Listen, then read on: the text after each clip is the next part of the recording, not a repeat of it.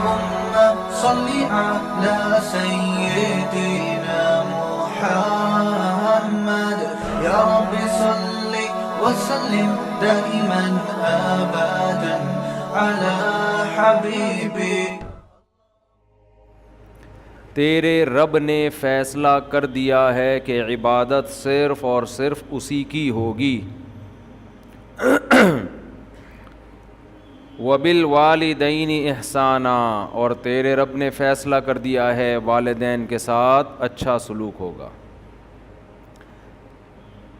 میں اکثر ایک بات کہتا ہوں نا کہ گوروں کے ہاں ہیومن رائٹس تو ہیں مبہم، الگ الگ بندوں کے رائٹس نہیں ہیں. ابا کا کیا حق ہے، اماں کا کیا حق ہے.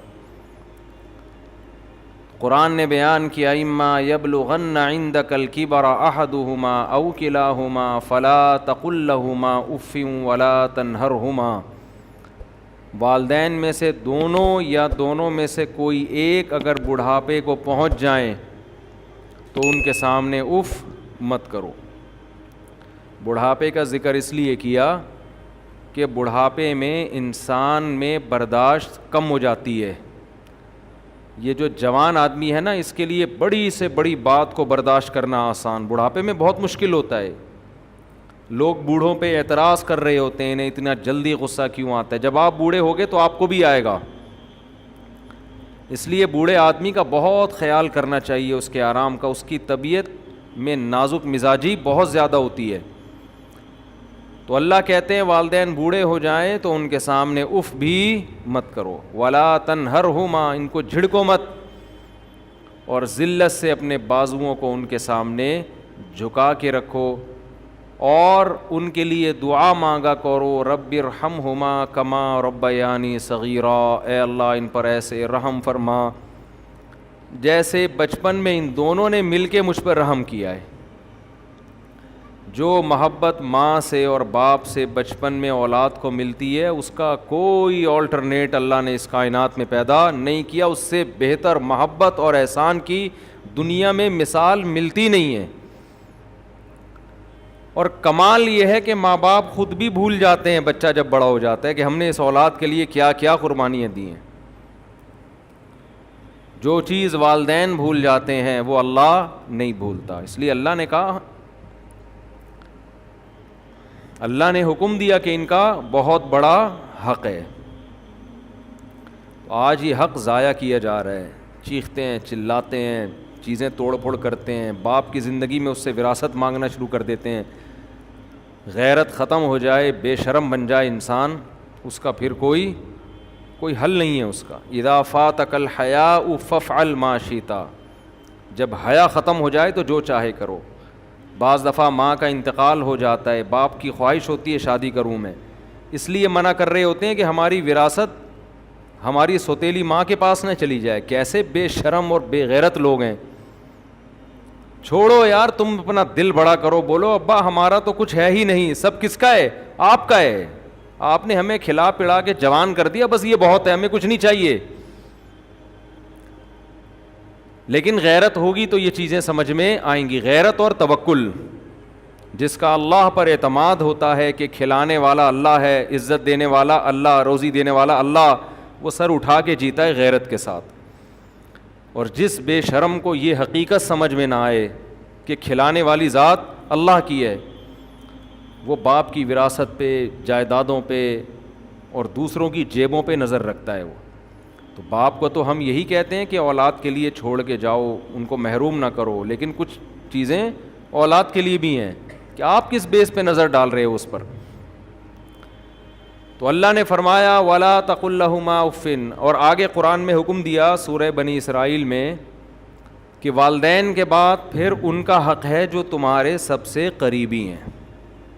میں جو بار بار شادیاں بچے پیدا، لوگ اس کو مذاق سمجھتے ہیں کہ اس مولوی کو اس کے علاوہ کوئی بات ہی نہیں آتی.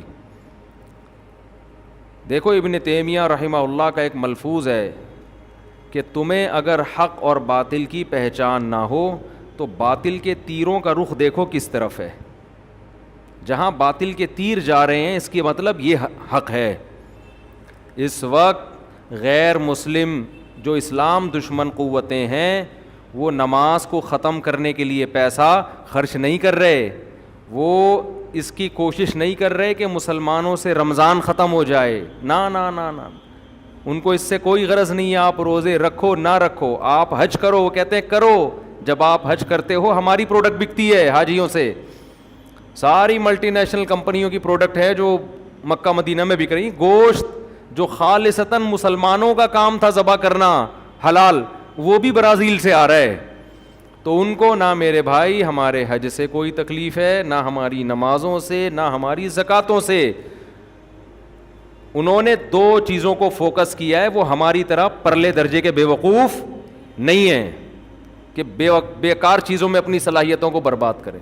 ہماری طرح بے وقوف لوگ تھوڑی ہیں, وہ بیٹھ وہ سوچتے ہیں, پلاننگ کرتے ہیں یار کس چیز کو فوکس کرو. نہ انہوں نے اسلام کو ہدف بنایا ہے, کہتے ہیں یار اسلام ٹھیک ہے, جاؤ دنیا میں بڑے بڑے مدارس ملیں گے آپ کو.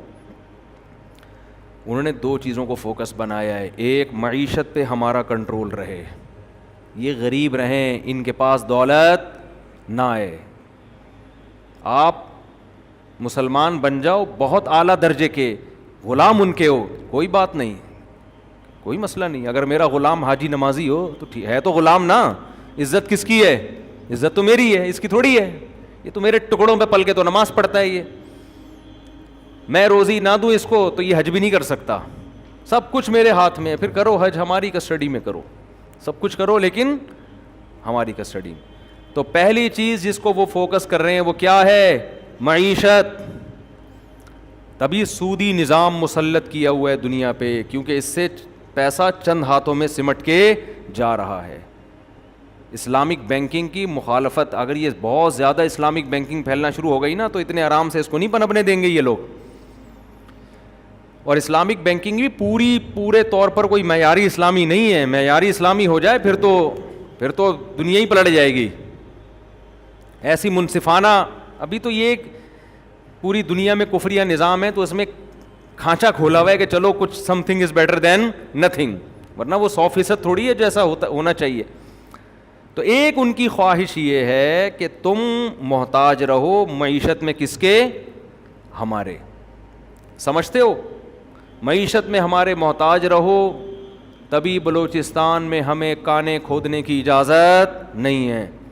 ہم اگر کان کھودنے کی بات کرتے ہیں تو ان کی کانپیں ٹانگنا شروع ہو جاتی ہیں کہ ان کے پاس تو پیسہ آ جائے گا اور یہ ہو جائے گا اور وہ ہو جائے گا. اور اگر وہ اس پہ کمپرومائز کر لیں کہ چلو پیسہ کماؤ, پھر وہ کہتے ہیں پیسہ کما کے غلام ہمارے بنے رہو, عسکری لحاظ سے مضبوط نہیں ہونا. جیسے سعودی عرب کا حال ہے, پیسہ بہت ہے, کوئی فورس ہی نہیں ہے, کوئی مضبوط طاقتور جہاز بھی امریکہ دے رہا ہے. ہم سعودی عرب گئے تھے تو وہاں کے جو لوگ تھے انہوں نے بتایا کہ امریکہ سے جہاز لیے ہیں سعودی عرب نے, ان پہ جب چاہے امریکہ ان کو, جیسے ہوتا ہے نا موبائل میں آپ یوں کرو, اب کھول کے دکھاؤ اس کو, اپنے موبائل میں پاسورڈ لگا دو یہ زگ زیگ والا, کسی کا باپ بھی اس کو کھول نہیں سکتا. تو انہوں نے ایسے پاسورڈ لگائے ہوئے ہیں کہ جس دن ان کا میٹر گھوم گیا وہ ٹھش پش کر دیں گے, وہ جہاز اڑنے کے قابل رہیں گے ہی نہیں. اس لیے میں کہتا ہوں پاکستان غریب ہو کے اسلامی لحاظ سے سعودیہ سے اچھا ہے, غریب ہے مگر عسکری لحاظ سے مضبوط ہے. کچھ نہیں ہے ہمارے پاس, بھوکے ننگے ہیں, بھکاری ہیں, فوج ہمارے پاس ہے, اس پہ فخر کیا کرو. فوج میں خامیاں درجنوں ہیں, لیکن فوج کو من حیث الفوج برا نہ کہا کرو. سمجھتے ہو؟ ایک ہی تو چیز تمہارے پاس بچی ہے جس پہ تم ڈرا سکتے ہو کسی کو, اگر اسی کا مورال ڈاؤن کر دیا, صبح شام مخالفتیں کر کے مہم چلا دے تمہارے پاس, تو پھر کچھ بچے گا ہی نہیں. خیر کہاں سے کہاں جلدی سے سمیٹوں اس بحث کو میں. تو وہ چاہتے ہیں معیشت ان کے کنٹرول میں, کیونکہ معیشت کنٹرول میں ہوگی تو عسکری لحاظ سے بھی پھر وہی مضبوط ہوں گے.